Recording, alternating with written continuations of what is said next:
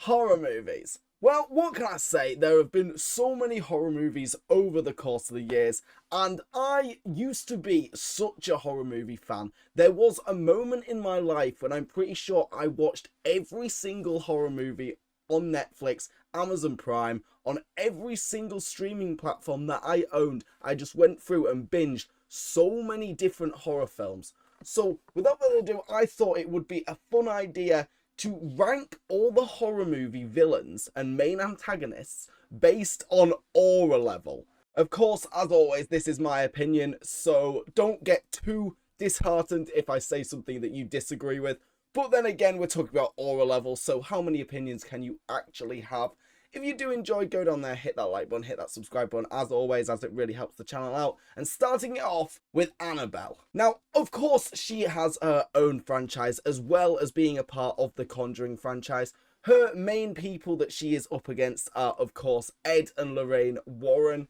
And as opposed to aura level, she doesn't really have much. She is a doll at the end of the day. Yes, she literally keeps coming back after she's destroyed or put in a cabinet and put salt around to keep her in. That the basis of the third, it was either the third Conjuring film or the third Annabelle film, was awful. Like the babysitter took the Annabelle doll out and then it started playing tricks on all their friends. That was such a bad design for a horror film. I left the cinema of that film feeling disappointed because I loved the first. I love the Conjuring franchise. It is probably one of the best trilogies ever, and I'm pretty sure it was the Annabelle franchise where that happened. However, they fucked Annabelle. Annabelle 1 was great. Annabelle 2 was amazing, and then Annabelle 3, they hit us with this modern day shite that just didn't have really any basis in reality. And like, if you actually look at the Annabelle doll in real life, this is what it looks like on screen right now, and it just doesn't look scary compared to this. Like, what? The difference in scale and horror level is insane. But as well as this, literally the first like 5 minutes of the first Conjuring, she cements herself as one of the scariest horror movie villains. Due to the fact that she keeps writing "Miss Me," that was terrifying. Like, I used to have nightmares. That the Conjuring, the first Conjuring, was the first horror film I ever saw back when I was 10 years old at a sleepover in someone's garden. And all night, everyone was just going round the tent and around the summer house, going like this. And going, "Miss Me." Because just the stupid hide and clap game, Annabelle, and then they made me watch the trailer which says based on a true story. Anyway, let's get back to Annabelle. We went on a bit of a Conjuring Annabelle tangent there. We're going to be putting her in mid-aura. Pennywise the dancing clown up next. And this guy, zero aura. This guy goes after little children. That makes him honestly sound like, well, you know what. However, no, he wants to eat them. But he only goes after kids for some reason because their fear is more. I'm sorry, I'm an adult. I know many adults that he can literally change. He is the embodiment and the physical, like, force of fear. So he can turn into whatever the person is scared of. So surely anyone would be scared of fear itself. Like, it's like the Dementors of Harry Potter when Lupin says, "It's what you fear is actually fear itself," because the Dementors fill you with so much fear and hatred and stuff that you get scared. That's the same as what Pennywise does, basically, but he can turn into your biggest fear. I don't really know how he'd turn into my biggest fear. I'm not going to reveal it. If you guys can guess it down in the comments, then be my guest.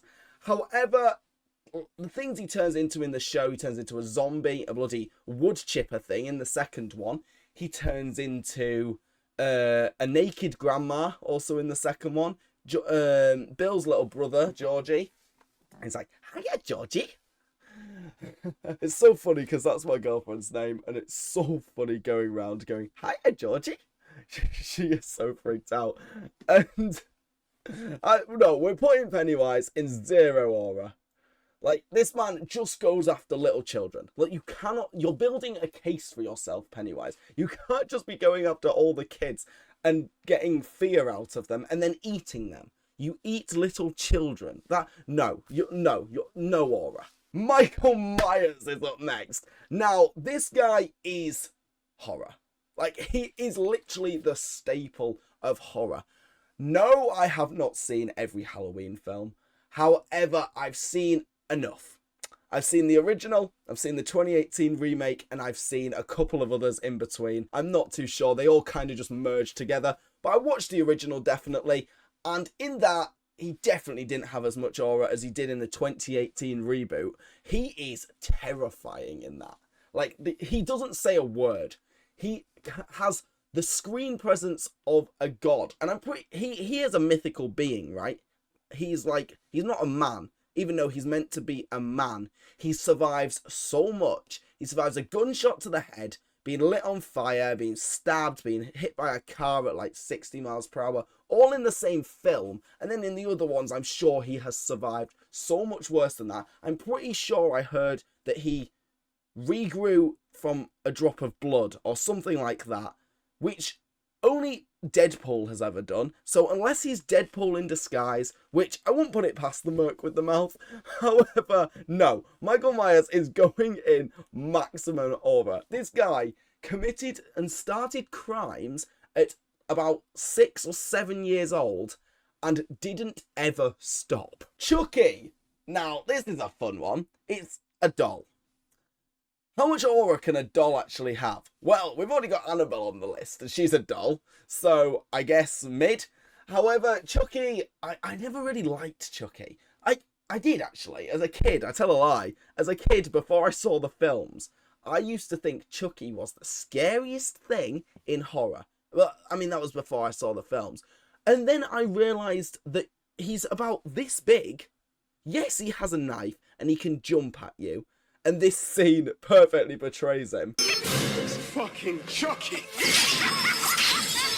However, no, he's this big. I could just stand on him. I could just kick him. He has literal negative aura. Is there a negative aura on this list? Because he would be in it. No, his films are terrible. Especially that new one, Child's Play. His whole storyline of just a doll that becomes evil, well, comes to life, learns about stuff, then becomes evil and tries to kill everyone. I'm pretty sure in the fourth one or third one, he gets a mistress or a bride, the Chucky's bride. But no, he is going in low aura. Ghostface is up next. And hear me out. Hi, edging on max aura. I love the Scream films.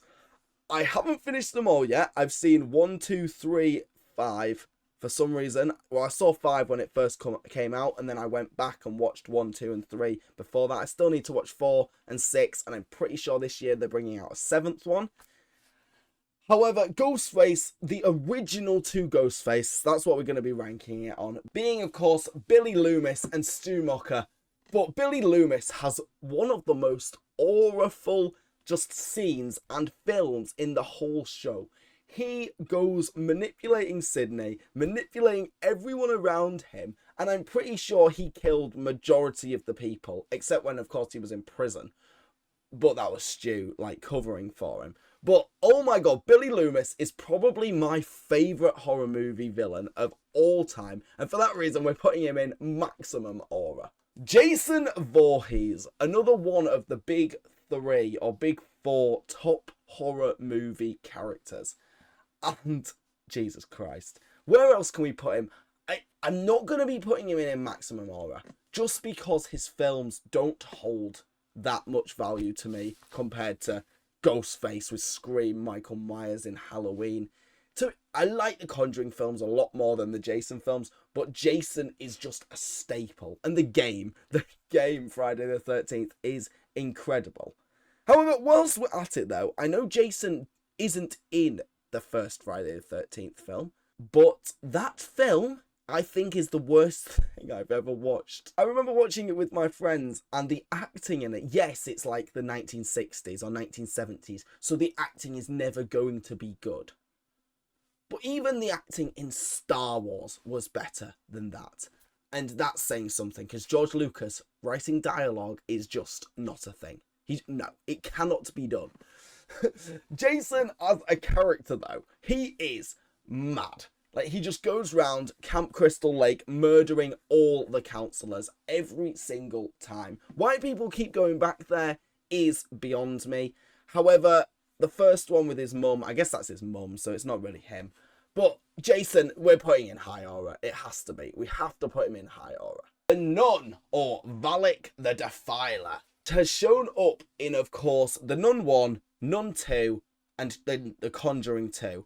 I have seen The Nun 1 and Conjuring 2. I haven't yet seen The Nun 2 because The Nun 1 was a bad film. So I didn't even bother going to the cinema to see the second one. However, Valak as a character is insane, and she got her best appearance, obviously, in The Conjuring 2. Against Ed and Lorraine Warren, it was amazing. That film, today, is my favourite horror film of all time. However, Valak is just a small part of that, and the family is kind of being haunted by Bill Wilkinson? Bill Wilkinson? I don't know. Something like that. And of course, Valak is behind that haunting, and Bill is there to, you know, weaken the family so the nun can take the children and again take the family.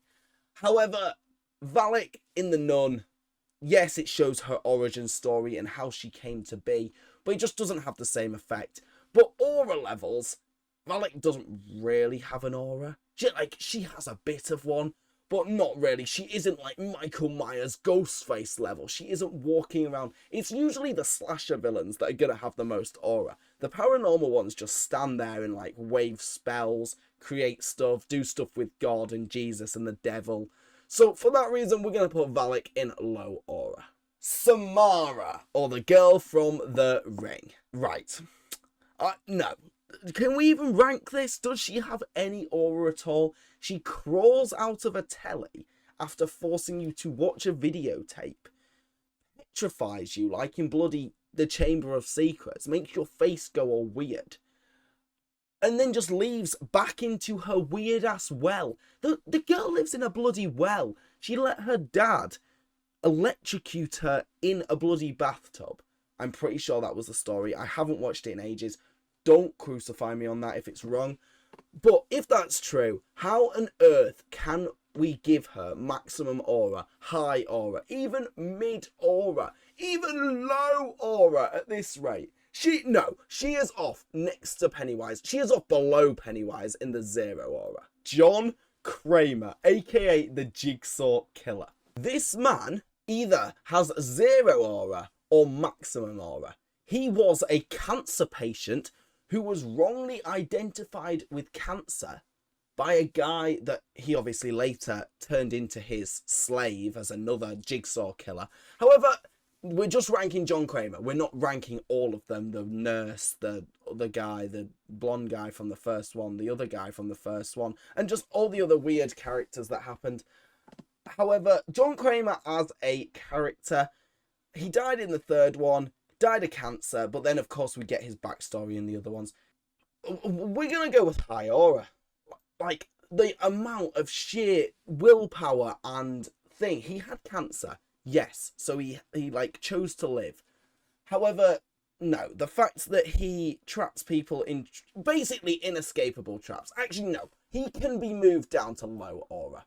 This man says he gives people a second chance at life. No, if someone has surgically put a key behind your eye and the only way to is to gouge your eye out in 30 seconds time to retrieve the key before a bloody reverse bear trap comes and crushes your skull to death.